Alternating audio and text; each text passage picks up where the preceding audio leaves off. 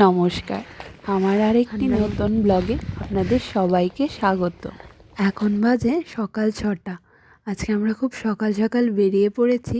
যাব আমরা কামারপুকুর ঠাকুরের বাড়িতে। আজ বাইরে ভীষণ ঠান্ডা হাওয়া।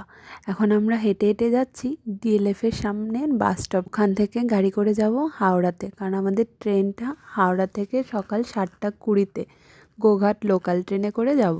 প্রতিদিন তো আর এত সকালবেলা ওঠা হয় না, তাই সকালবেলা শহরটাও দেখা হয় না। আজ দেখে খুব ভালো লাগছে। শীতের সকাল, কি সুন্দর লাগছে চারিদিক দেখতে। আর হাওড়া ব্রিজ তো সবসময়ই দেখতে ভালো লাগে, তাও সকালবেলা চারিদিক থেকে কি সুন্দর গঙ্গার ঠান্ডা হাওয়া আসছে। জয়রামবাটি কামারপুকুরে আমি তো বহুবার গেছি, এই প্রথম আমি মা বাবা বোন সবাইকে সাথে নিয়ে যাচ্ছি। হাওড়া থেকে আমরা গোঘাট লোকালে ভালোভাবেই উঠে গেছি আর সিটও পেয়েছি।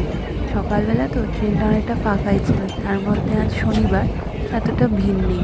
চারিদিকে গ্রাম বাংলার এত সুন্দর দৃশ্য দেখতে দেখতে আমরা পৌঁছে গেছি গোঘাট স্টেশনে। এখন আমরা গোঘাট থেকে টোটো করে যাব কামারপুকুরে। হাওড়া থেকে গোঘাট পৌঁছতে আমাদের সময় লাগলো প্রায় 2.5 ঘন্টার মতো। এই হলো কামারপুকুরে ঠাকুরের শ্রীরামকৃষ্ণদেবের পাঠশালা, যেখানে উনি ছোটোবেলায় পড়াশুনো করতেন। ঠাকুরের পাঠশালায় পাশেই হলো লাহাবাবুদের দুর্গা মন্দির। এখানে ঠাকুর ছোটোবেলায় আসতেন। আর তার পাশেই হলো লাহাবাবুদের বিষ্ণু মন্দির। ওখানে ধর্মদাস লাহার একটি মূর্তিও বানানো আছে। এখন আমরা হেঁটে হেঁটে চারপাশটা ঘুরে দেখব। ওখানে সবগুলো দর্শনীয় স্থানেই ঠাকুরের স্মৃতি বিজড়িত স্থান। তারপর আমরা চলে যাব মন্দিরে। প্রার্থনা শুরু হবার আগেই মন্দিরে চলে যাওয়ার চেষ্টা করব।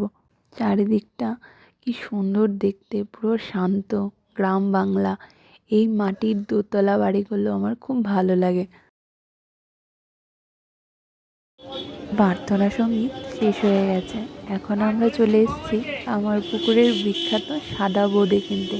এখানে মিষ্টিগুলো কি সুন্দর লাগছে দেখতে, গরম গরম ভেজে রাখছে।